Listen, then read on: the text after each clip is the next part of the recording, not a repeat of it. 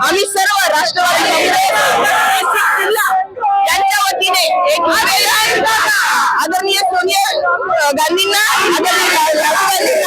आदरणीय प्रियंका गांधींना एक निवेदन आम्ही देणार आहोत की हर्षवर्धन सपकाळ यांचं निलंबन हे प्रदेशाध्यक्ष पदावरून व्हावं, कारण महिलेचा अपमान करणाऱ्याला कुठल्याही पदावर राहण्याचा अधिकार नाही। आम्ही तीव्र शब्दांमध्ये त्यांचा धिक्कार करतो। त्यांनी जाहीरपणे बहिणींची माफी मागावी ही आमची सर्व राष्ट्रवादी काँग्रेस पक्षाच्या प्रत्येकाची मागणी आहे।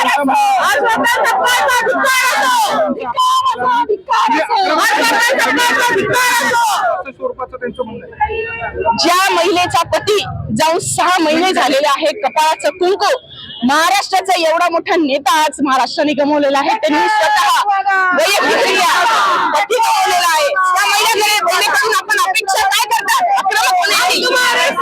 येईल ना त्या जेव्हा तलवार हातात दुर्गेसारखी घेतील ना तेव्हा हे काँग्रेसवाले एकही त्यांच्यासमोर टिकणार नाही याची आम्हाला पूर्ण खात्री आहे।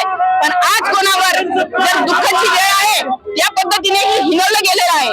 त्यांच्या सुसंस्कृत पवार घराण्याची ती सून आहे सुनेत्रा वहिनी, त्यांच्यामध्ये संस्कार हे कुठून पडलेले आहेत।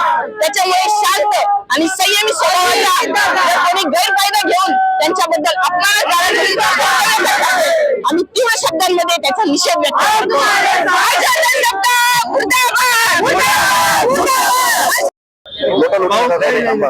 काय सांगाल या ठिकाणी आज राष्ट्रवादी काँग्रेसकडून या ठिकाणी आंदोलन करण्यात आलेलं आहे? त्यांना पोलिसांनी पण परवानगी द्यायला नव्हती पाहिजे, असं एक दुसऱ्याच्या घरावर दुसऱ्याच्या कार्यालयावर जाण्याची परवानगी पोलिसांनी दिली याचा सुद्धा आम्ही निषेध करतो। आम्ही उद्या जर म्हटलं आम्हाला एखाद्याच्या घरात जायचं, पोलीस परवानगी देणार आहे का?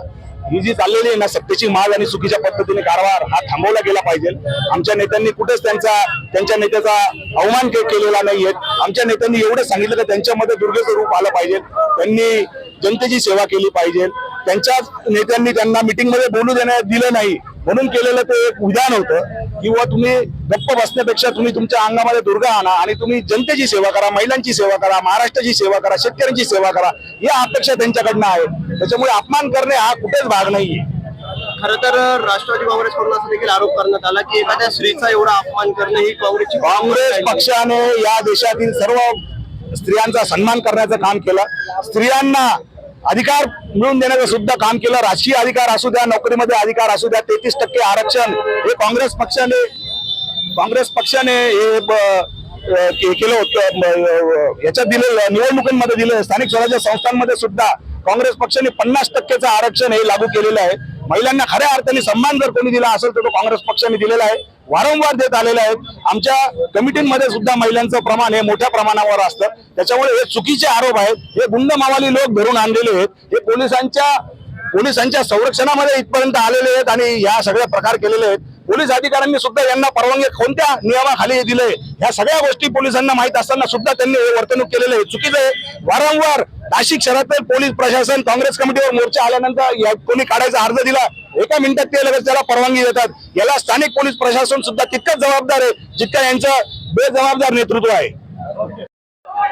हर्षवर्धन सपकाळांनी माफी मागितली पाहिजे सुमित्रा नवलेंच्या विषयी केलेल्या वक्तव्याची.